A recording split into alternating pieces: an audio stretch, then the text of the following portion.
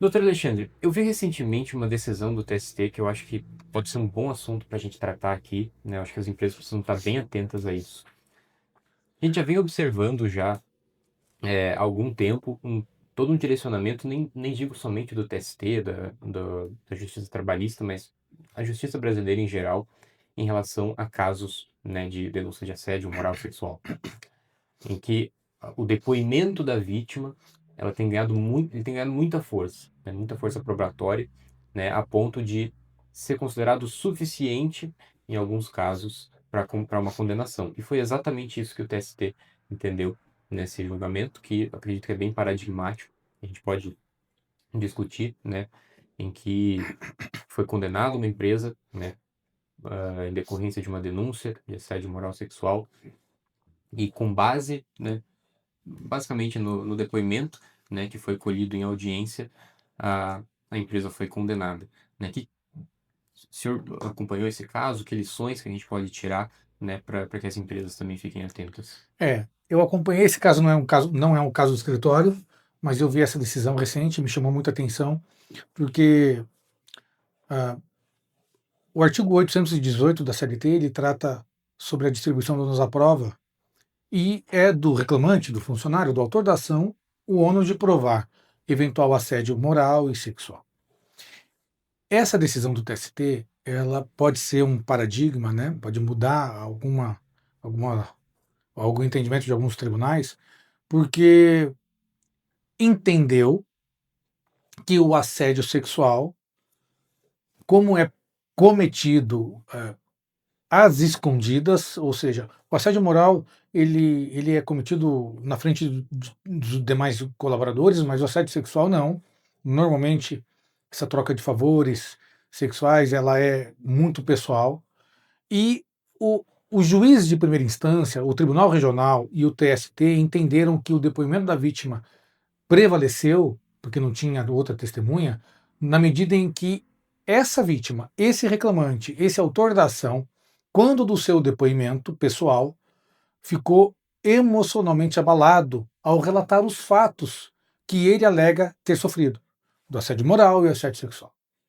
Então, choro, uma postura corporal e uma fisionomia que levaram o juiz de primeira instância, que é quem colhe as provas, a entender que realmente houve um assédio moral e sexual e condenou a empresa ao pagamento de danos morais.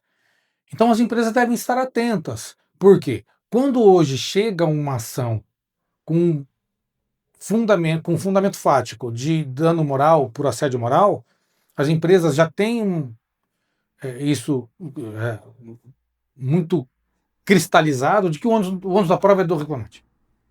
Então, não preciso ter testemunha, porque quem deve provar o assédio moral e que não ocorreu é o reclamante.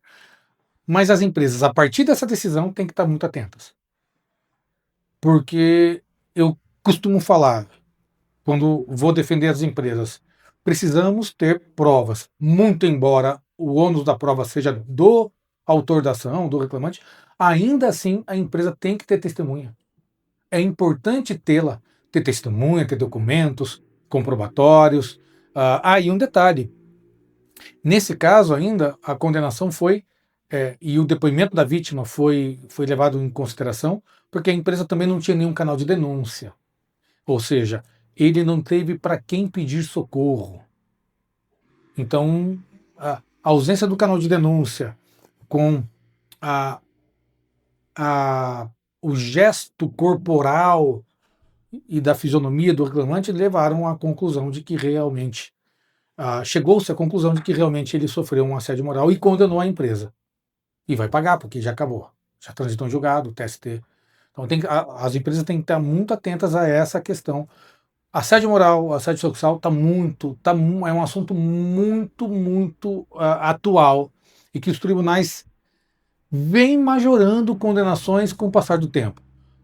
Aquela ideia de que o dano moral compensava, eu vou achincalhar o meu colaborador, o gestor falando, né? Vou achincalhar, vou cobrar, vou exagerar com ele para que ele atinja as metas e aí a empresa lucre com isso e isso vai ficar impune, não.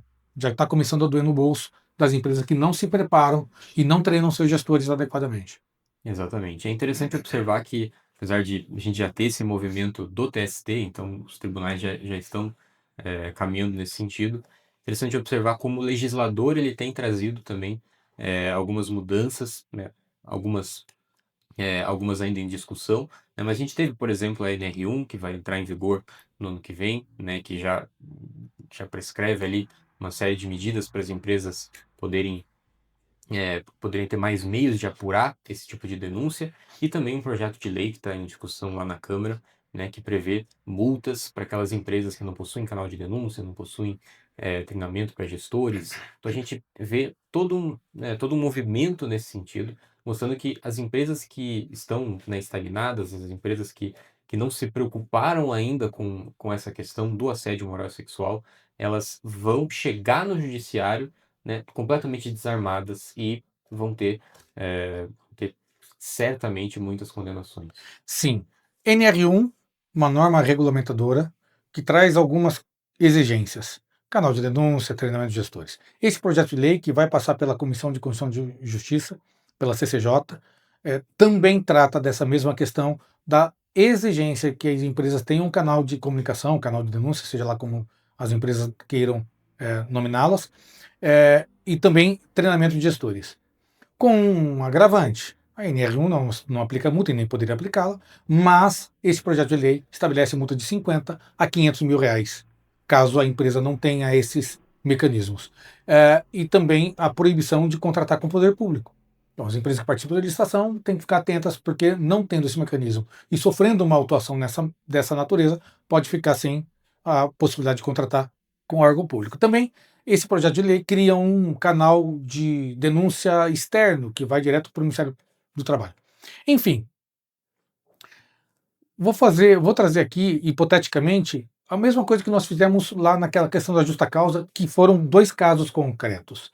Mas vamos imaginar uma empresa que tenha uma ação trabalhista, cujos pedidos, um dos pedidos seja um dano moral, um assédio moral e um assédio sexual, pedindo indenização. E a empresa não tem canal de denúncia, não tem comprovação de treinamento dos seus gestores, não tem absolutamente nada, nada, nada que comprove as medidas preventivas que deveria ter adotado para ou evitar o assédio moral sexual ou apurar se realmente houve o assédio moral sexual e dar o tratamento adequado em tendo havido realmente o assédio. Pois bem, essa empresa, a tendência é que tenha uma condenação e que a condenação pode ser até ser vultosa. Veja, sem documentação, sem treinamento de gestores, sem absolutamente nada, vai ter o resultado que teve essa decisão do TST recente que a gente está debatendo aqui. Por outro lado, uma empresa que tenha o cuidado de treinar os seus gestores, de mostrar para os seus gestores, olha, isso pode, isso não pode, olha, a cobrança de metas tem que ser até aqui, passou daqui já é um assédio moral e a gente não admite esse tipo de situação aqui dentro da empresa. Então, treinar os gestores, ter um canal de comunicação, tudo isso documentado, fluxos, procedimentos muito bem desenhados, a tendência é que ganhem a ação. Eu lembro que eu tive um caso há uns 2, 3 anos atrás, uma moça entrou com uma ação contra uma empresa que eu advogo, pedindo indenização por assédio moral da sua gestora. Essa empresa tinha um canal de comunicação, tinha um software que aferia o clima organizacional e estava tudo ok. Não havia, dentro dessa aferição do crime organizacional, não havia nenhum apontamento de assédio moral. E quando foi para a audiência, eu perguntei para a reclamante, olha, a empresa tem um sistema, um canal de denúncia? Sim. Esse canal de denúncia, ele é anônimo? Sim. Por que a senhora não denunciou a gestora? Ela respondeu, porque eu fiquei com medo. Eu falei, mas por que medo se a senhora sabia que era anônima a denúncia? Ela não sabia o que falar. Resultado, ganhamos a primeira instância, ganhamos no tribunal. Mas é uma empresa que já toma todos os cuidados com seus funcionários, com seus colaboradores, oferece tratamento psicológico. Então é uma empresa muito, muito à frente do seu tempo. essas exigências que estão surgindo agora, em 2025, 2026, ela já praticava isso há 3, 4 anos atrás. Então é uma empresa que está crescendo e se preocupa com a saúde mental dos seus colaboradores. Então a empresa tem que estar atenta, preventivo em dia, fluxos bem desenhados, um jurídico muito bem